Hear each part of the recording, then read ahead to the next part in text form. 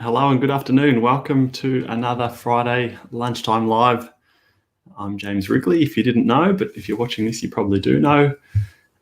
My plan is to keep these Friday afternoon, 12:30 Friday afternoon sessions as a regular occurrence.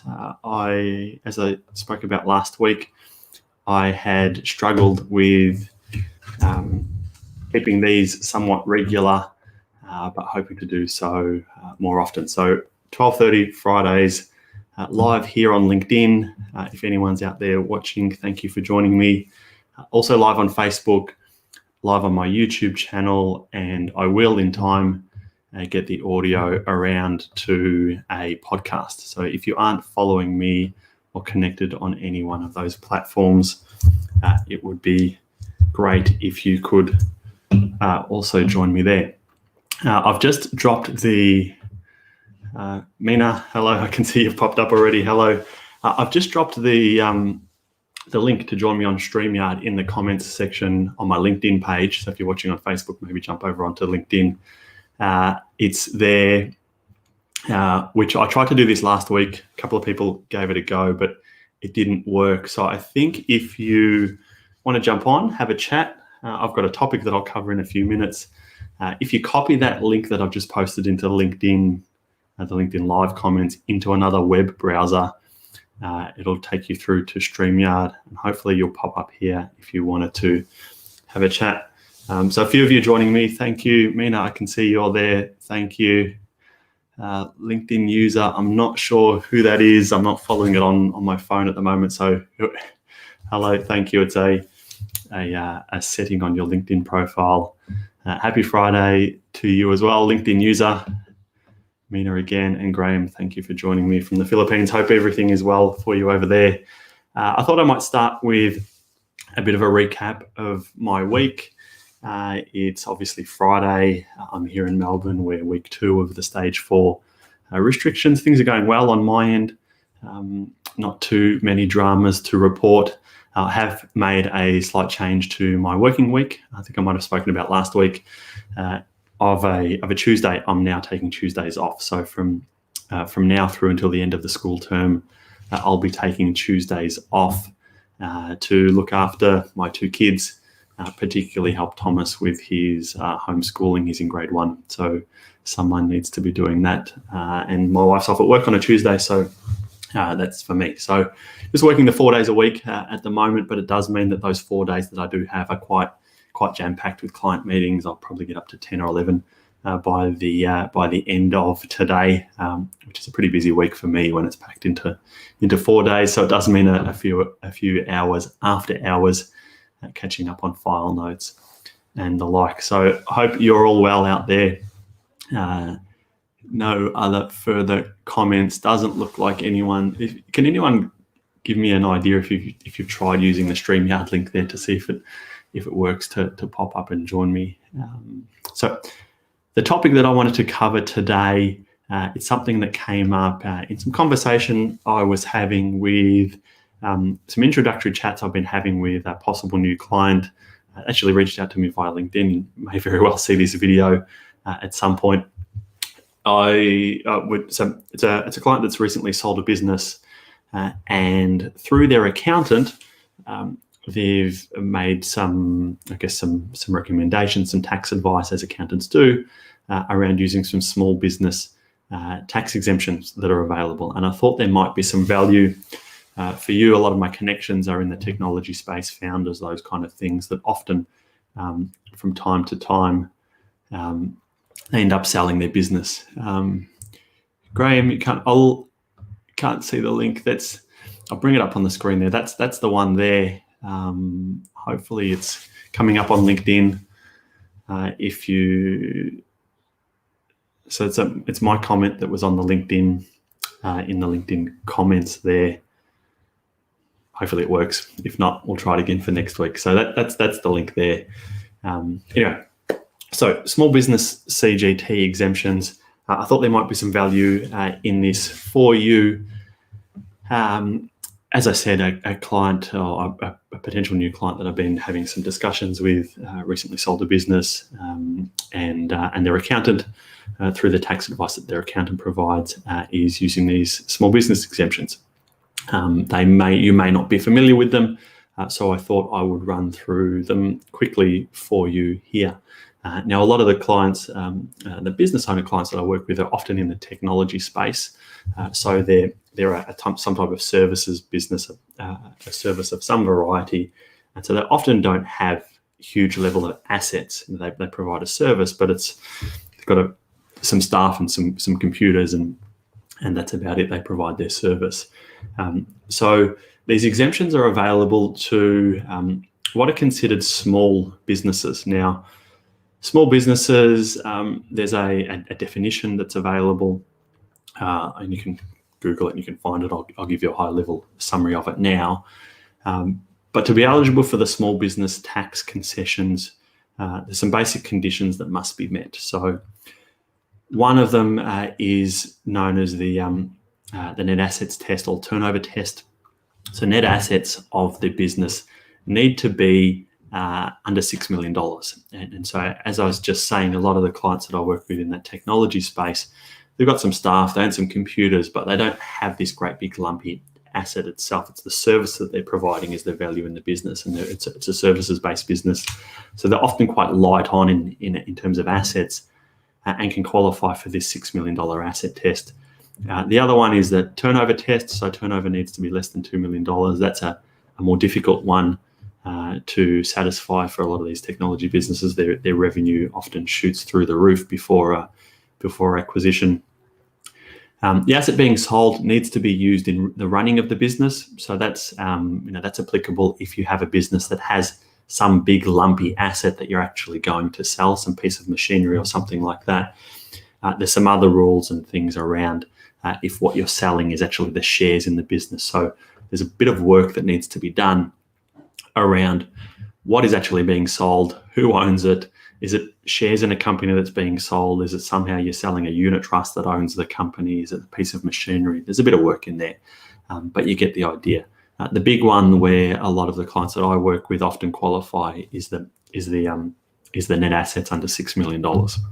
So provided you qualify for one of those, you're selling your business, what are the actual exemptions? What applies and how does it work? So first off, there's a bit of a catch-all 15-year exemption. So if you have owned the business or owned the assets, you qualify on those basic requirements that I said earlier, and you've owned it for more than 15 years, you can sell it, and there's this just catch-all capital gains exemption. Importantly, what I'm about to go through, this work is often done in conjunction with accountants. So financial advisors often aren't licensed to provide this tax advice. We do need sign-off from accountants, and so we work jointly with accountants. Please, if you're looking at this or looking into this, please involve your accountant. So there's a 15-year exemption, a bit of a catch-all. You can, with that, exempt the capital gain is exempt from selling the asset, and then you can contribute just about all of that to superannuation if you really wanted to. And there's some particular benefit as to why you would contribute that to superannuation. That's not the purpose of today's conversation. There's a 50% active asset reduction that's available as well. So all of these that I'm going through, you can really just use them in any combination you want to get the best outcome. So typically in ordinary capital gains events, there's a 50% reduction, 50% asset exemption that's available anyway. So if you sold some BHP shares and you made a gain, you can get an exemption. Graham, I can just see you've popped up there. Hello, how are you doing? Yeah, good, thanks, James. Go ahead, don't let me interrupt. How are you? Good, thank you. Good to talk to you. It took me a little while to get this sorted. I haven't done using this particular StreamYard setup before, and it took me a little while to work out how it's supposed to happen. Every one of them's different, whether you do FaceTime or whatever, they're all different. They are. This is so StreamYard's the one that I've been using to do these live streams. LinkedIn, you can't go live directly in LinkedIn like you could on Facebook or Instagram. You have to use these third party. I use StreamYard and it plugs in. How's everything on your end? Oh, okay. This COVID thing's, can I say it's giving me or giving everyone the shits? But yes, it is. We've been in basically lockdown here in the Philippines for 5 months now. It'll be 5 months on Sunday. Since March the 16th, they locked everything down. They've opened things up a little bit, but I'm on the island of Panglao, which is part of Bohol, about 1.4 million people. And we've got absolutely minimal cases, but every time you leave the house, you have to have a mask on. There's all sorts of restrictions that you can and can't, or particularly can't do. So yeah, it's a big drama. It's a big issue. Right. And financially, it's just absolutely ruining the economy. It struggles at the best of times. There are 0 tourists here now, and Bohol relies 90%, 95% on tourists. There's none here. And there's no one there. How long have you been there for? How long have you been over there for? Here in Bohol since August the 1st last year. I was down south in another place called Siargao prior to that. Yep. So, just over 1 year. Yeah. Okay. Yeah. And so is that you set up? Your plan is to sit out retirement there? That's where you'll retire to? I've mentioned to you in messaging before that I bought a house here, which settles in a month. That's right. 1 month on Sunday it settles on September the 15th. So looking forward to that. I'm currently in a rental place here. They're little hot box concrete things that are not particularly pleasant to live in, but it'll be nice to have my own house with own 1,300 square metre compound and nice. Not a rental place that I can't do anything with. That's it. And that's the thing, isn't it? It's yours. You can do whatever you want. If you want to make some changes to it, you can do it. And it's a fenced, secure compound that I can stay in until all this passes if I need to. I can go out now, but it's not particularly pleasant. Yeah. Good. And I read all the news about what's going on in Melbourne. What a disaster there. Yeah, look, it is. On the ground, it's not that. Me personally, and just for my family, it's not that bad. Like, I'm still working, my wife's still working, so we are fortunate in that regard. But yeah, it's a great big mess. Hundreds of people with the virus every day. There's 15, 20 people dying every day. It's a great big mess. It's difficult when you see what others are doing in Queensland and other places like that. That it's they're out going to the beach and going to the pub and doing all of those kind of things, whereas we're stuck here. I'm just looking around. My neighbours are hanging around a little bit, listening. It's a little. Where are you sitting? Are you at your house, at the front of your house? Yeah. I'm just under where. Oh, you can't really see. Oh, yeah, nice. Umbrella out the front of my house. This is my sitting spot because there's nothing else to do. And it's right next to the neighbours and whatever. Yeah, look, here, 1.4 million people, there's only currently 28 live cases or current cases of COVID, and there's been 5 deaths. And it's, what's disputable what those 5 people died of. It was all put down as COVID, but, one of them was 89 years old. And, I think this is happening all around the world. It is. And I think it's a lot to do with cash incentive. I know the local authorities here get money if it's COVID related. So I suggest everyone that's dying is being put down to COVID. That's it. It's similar thing happened in America, where their numbers there for a while. Everyone was dying of COVID, and then they rejigged them, and there was less afterward. All right, you go on with your discussion. All right, thank you for joining me. Good to actually finally talk to you. Great, mate. Thank you. I'll just sit here and listen. Nice. Thanks, James. Yeah. Cheers.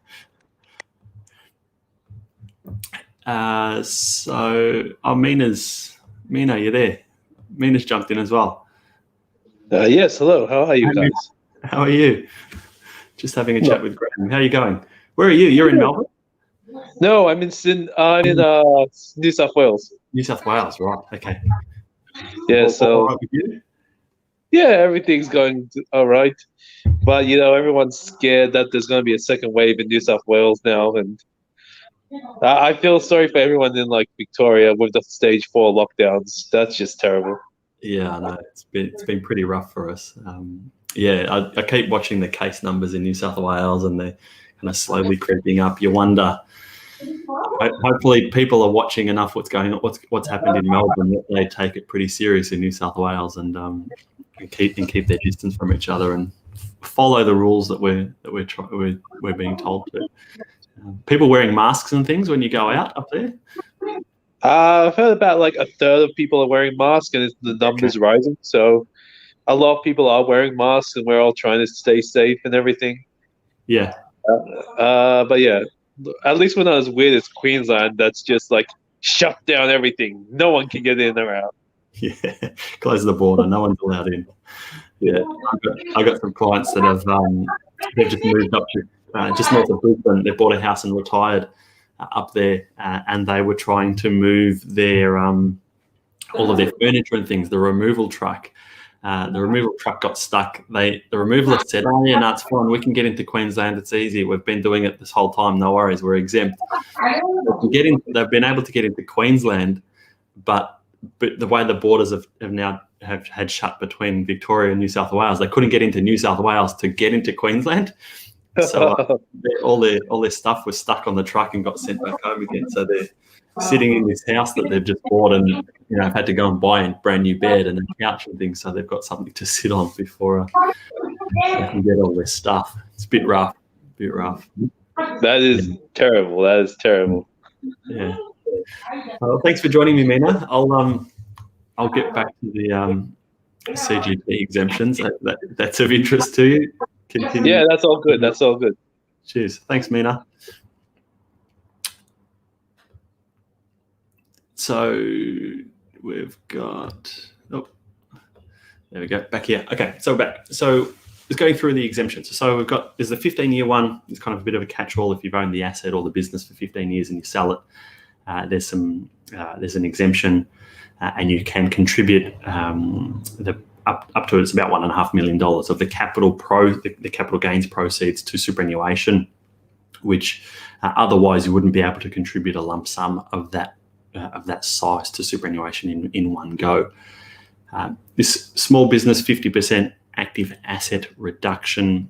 So as I was saying, for just in general, if you sell an asset and make a gain, and an individual is eligible for a 50% reduction in the asset value. So if you sold some BHP shares and you made a gain, only 50% of that, if you've held the asset for more than a year, counts as a taxable income. For this, under these small business exemptions, there's a further 50%. So you get a 50% reduction to begin with, another. So ultimately you end up with 25 being assessable.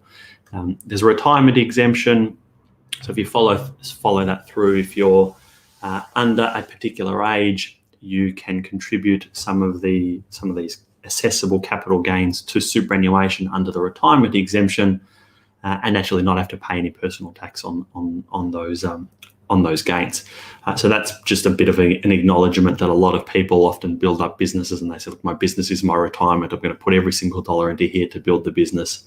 And so there's just some acknowledgement, I guess, from the government to say that people selling these assets are often using that money to fund retirement. So there's a retirement exemption there.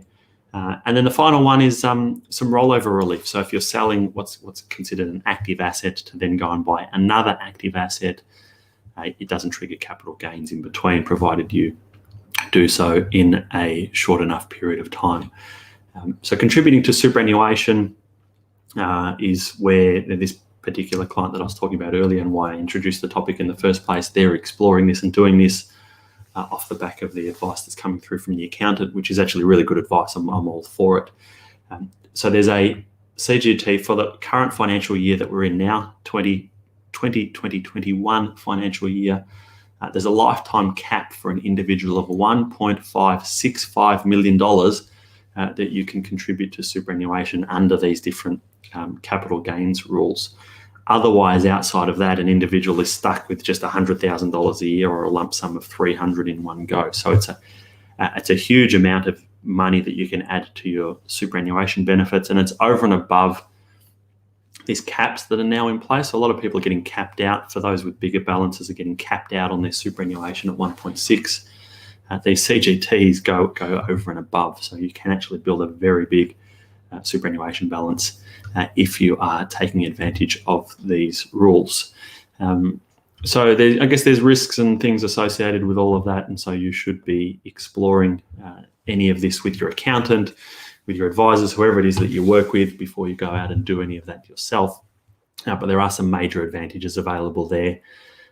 Right back at the start, I was talking about that $6 million asset test. And so for services-based businesses where they really don't own much, it's actually quite a big business that you can be selling, quite a lot of dollars that someone can be making from selling their business, and still actually apply for these rules.